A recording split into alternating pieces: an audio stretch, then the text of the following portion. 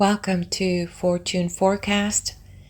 I am Daisy, your hostess, and you are in my book playlist where our new book is titled The Master Key System in 24 Parts with Questionnaire, written in 1916 by Charles F. Haanel. The author was born on May 22, 1866 and died in November 27, 1949. Charles Francis Haanel was an American author, philosopher, and a businessman. This book, The Master Key System, was a major contributor to the New Thought movement. Haanel earned and received several honorary academic degrees, including an honorary PhD with College of National Electronic Institute. Also, other degrees in the area of metaphysics from the College of Divine Metaphysics and the Universal College of Dublin, India. He practiced the financial principles he preached and was a self-made success who owned several major companies. He was president of the Continental Commercial Company, president of the Sacramento Valley Improvement Company, and president of the Mexico Gold and Silver Mining Company. In 1919, Napoleon Hill wrote him a letter thanking Haanel for the Master Key System. In that letter, Hill stated, "My present success and the success which has followed my work as president of the Napoleon Hill Institute is due largely to the principles laid down in the Master Key System." I am not sure if any of you are familiar with Napoleon Hill, but if you're in this book playlist, you might be. One of the best known books that Napoleon Hill is known for is titled Think and Grow Rich. I have a hard copy of it and definitely would love to share it with you folks and bring it to the channel in the near future. All right, let's dive into the pages of this book and see if we can access the Master Key System. Part 1. It is my privilege to enclose herewith Part 1 of the Master Key System. Would you bring into your life more power? Get the power consciousness. More health? Get the health consciousness. More happiness? Get the happiness consciousness. Live the spirit of these things until they become yours by right. It will then become impossible to keep them from you. The things of the world are fluid to a power within man by which he rules them. You need not acquire this power. You already have it. But you want to understand it. You want to use it. You want to control it. You want to impregnate yourself with it so that you can go forward and carry the world before you. Day by day, as you go on, as you gain momentum, as your inspiration deepens, as your plans crystallize, as you gain understanding, you will come to realize that this world is no dead pile of stones and timber, but that it is a living thing. It is made up of the beating hearts of humanity. It is a thing of life and beauty. It is evident that it requires understanding to work with material of this description. But those who come into this understanding are inspired by a new light, a new force. They gain confidence and greater power each day. They realize their hopes and their dreams come true. Life has a deeper, fuller, clearer meaning than before. And now, Part 1. Part 1. Number 1. All possession is based on consciousness. All gain is the result of an accumulative consciousness. All loss is the result of a scattering consciousness. That much gathers more is true on every plane of existence, and that loss leads to greater loss is equally true. Number 2. Mind is creative and conditions, environment, and all experiences in life are the result of our habitual or predominant mental attitude. Number 3. The attitude of mind necessarily depends upon what we think. Therefore, the secret of all power, all achievement, and all possession depends upon our method of thinking. 4. This is true because we must be before we can do, and we can do only to the extent which we are, and what we are depends upon what we think. 5. We cannot express powers which we do not possess, and the only way to secure possession of power is to become conscious of power, and we can never become conscious of power until we learn that all power is from within. 6. There is a world within, a world of thought and feeling and power, a light and life and beauty, and although invisible, its forces are mighty. 7. The world within is governed by mind. When we discover this world, we shall find the solution for every problem, the cause for every effect. And since the world within is subject to our control, all laws of power and possession are also within our control. 8. The world without is a reflection of the world within. What appears without is what has been found within. In the world within may be found infinite wisdom, infinite power, infinite supply of all that is necessary, waiting for unfoldment, development, and expression. If we recognize these potentialities in the world within, they will take form in the world without. 9. Harmony in the world within will be reflected in the world without by harmonious conditions, agreeable surroundings, the best of everything. It is the foundation of health and a necessary essential to all greatness, all power, all attainment, all achievement, and all success. 10. Harmony in the world within means the ability to control our thoughts, to determine for ourselves how any experience is to affect us. 11. Harmony in the world within results in optimism and affluence. Affluence within results in affluence without. 12. The world without reflects the circumstances and the conditions of the consciousness within. 13.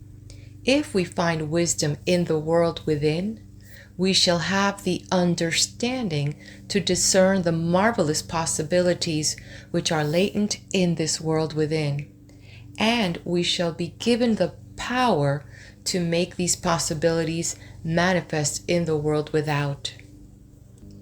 14. As we become conscious of the wisdom in the world within, we mentally take possession of this wisdom. And by taking mental possession, we come into actual possession of the power and wisdom necessary to bring into manifestation the essentials necessary for our most complete and harmonious development. 15. The world within is the practical world in which the men and women of power generate courage, hope, enthusiasm, confidence, trust, and faith, by which they are given the fine intelligence and practical skill to see the vision and make the vision real. 16. Life is an unfoldment, not accretion. What comes to us in the world without is what we already possess in the world within. 17. Mental efficiency is contingent upon harmony. Discord means confusion. Therefore, he who would acquire power must be in harmony with the law of his being. 18. We are related to the world without by the objective mind. The brain is the organ of this mind, and the cerebrospinal system of nerves puts us in conscious communication with every part of the body. This system of nerves responds to every sensation of light, heat, odor, sound, and taste. 19. When this mind thinks correctly, when it understands the truth, when the thoughts sent through the cerebrospinal nervous system to the body are in accordance with the law of our being, these sensations are pleasant, harmonious. 20. The results are constructive. We build strength, vitality, and all constructive forces into our body. But it is through the same organ of the objective mind that all distress, sickness, lack, limitation, and every form of discord and inharmony is admitted to our lives. It is therefore through the objective mind, or by wrong thinking, that we are related to all destructive forces. 21. We are related to the world within by the subconscious mind. The solar plexus is the organ of this mind. The sympathetic system of nerves presides over all subjective sensations such as joy, fear, love, emotion, respiration, imagination, and all other subconscious phenomena. It is through the subconscious that we are connected with the universal mind and brought into relation with the infinite constructive forces of the universe. 22. It is through the solar plexus, the organ of the subconscious mind, that we are related to the world within. 23. It is the equalization of these two centers of our being and the understanding of their functions which is the great secret of life. With this knowledge, we can bring the objective and subjective minds into conscious cooperation and thus coordinate the finite and the infinite. Our future is entirely under our own control. It is not at the mercy of any capricious or uncertain external power. 24. All agree that there is but one principle or consciousness pervading the entire universe, occupying all space and being essentially the same in kind at every point of its presence. It is omnipotent, omniscient, and omnipresent. All thoughts and things are within itself. It is all in all. 25. There is but one consciousness in the universe able to think, and when it thinks, its thoughts become objective things to it. As this consciousness is omnipresent, it must be present within every individual. Each individual must be a manifestation of that omnipotent, omniscient, and omnipresent consciousness. 26. As there is only one consciousness in the universe which is able to think, it necessarily follows that your consciousness is identical with the universal consciousness, or in other words, all mind is one mind. There is no dodging this conclusion. 27. The consciousness which focuses in your brain cells is the same consciousness which focuses in the brain cells of every other individual. Each individual is but the individualization of the universal, the cosmic mind. 28. The universal mind is static or potential energy. It simply is. It can manifest only through the individual, and the individual can manifest only through the universal. They are one. 29. The ability of the individual to think is his ability to act on the universal and bring it into manifestation. Human consciousness consists only in the ability of man to think. Thought is the vibratory force formed by converting static mind into dynamic mind. 30. As the sum of all attributes is contained in the universal mind, which is omnipotent, omniscient, and omnipresent, these attributes must be present at all times in their potential form in every individual. Therefore, when the individual thinks, the thought is compelled by its nature to embody itself in an objectivity or condition which will correspond with its origin. 31. Every thought is therefore a cause and every condition an effect. For this reason, it is absolutely essential that you control your thoughts so as to bring forth only desirable conditions. 32. All power is from within and is absolutely under your control.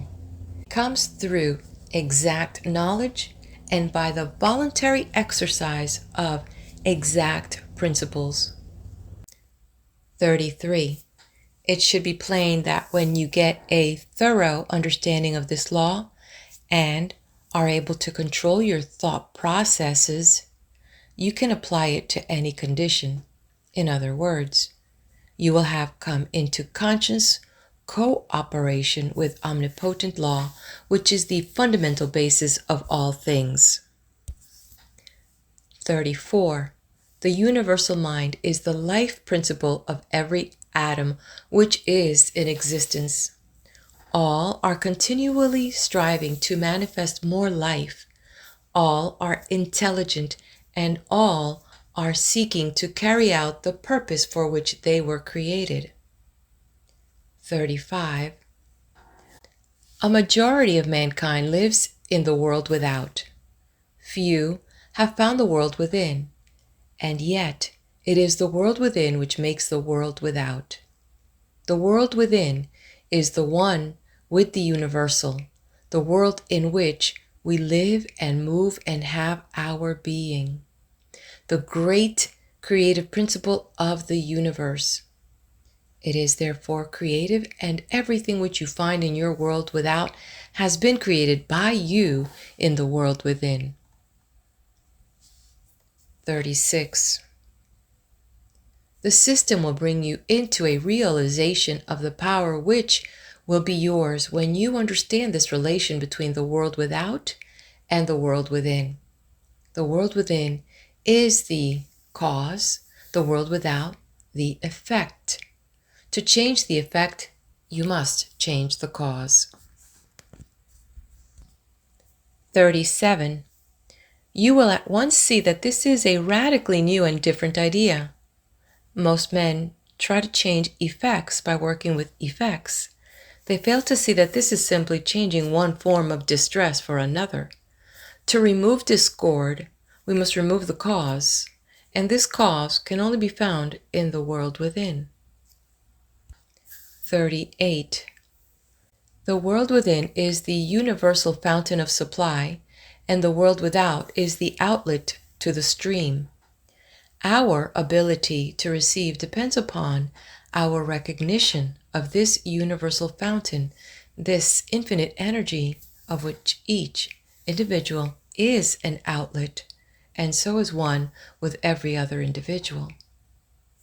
39. All growth is from within. This is evident in all nature.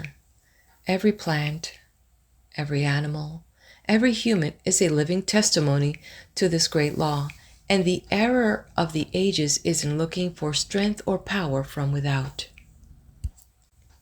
40.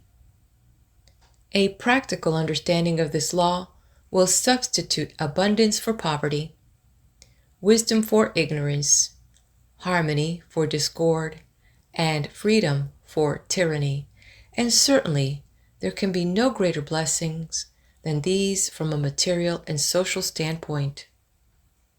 41.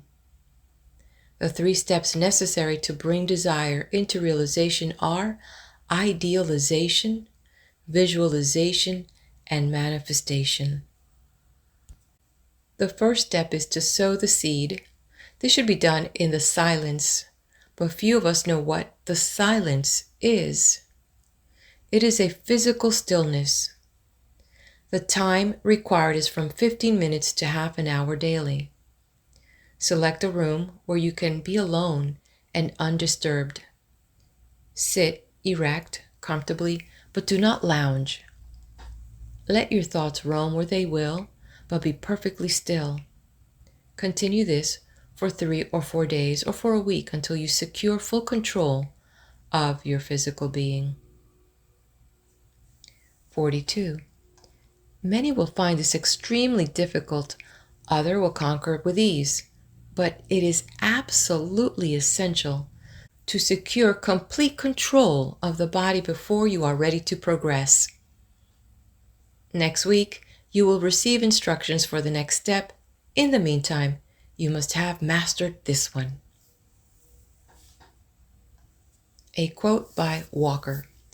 Mind in itself is believed to be a subtle form of static energy, from which arises the activities called thought, which is the dynamic phase of mind. Mind is static energy. Thought is dynamic energy, the 2 phases of the same thing. Part 1. Study questions with answers. What is the world without in its relation to the world within? Answer. The world without is a reflection of the world within. 2. Upon what does all possession depend? Answer. All possession is based on consciousness. 3. How is the individual related to the objective world? Answer. The individual is related to the objective world by the objective mind. The brain is the organ of this mind. 4. How is he related to the universal mind? Answer. He is related to the universal mind by the subconscious mind. The solar plexus is the organ of this mind. 5. What is the universal mind? Answer. The universal mind is the life principle of every atom which is in existence. 6. How can the individual act on the universal? Answer. The ability of the individual to think is his ability to act upon the universal and bring it into manifestation. 7.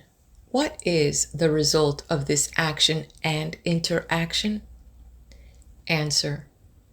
The result of this action and interaction is cause and effect. Every thought is a cause, and every condition an effect. 8.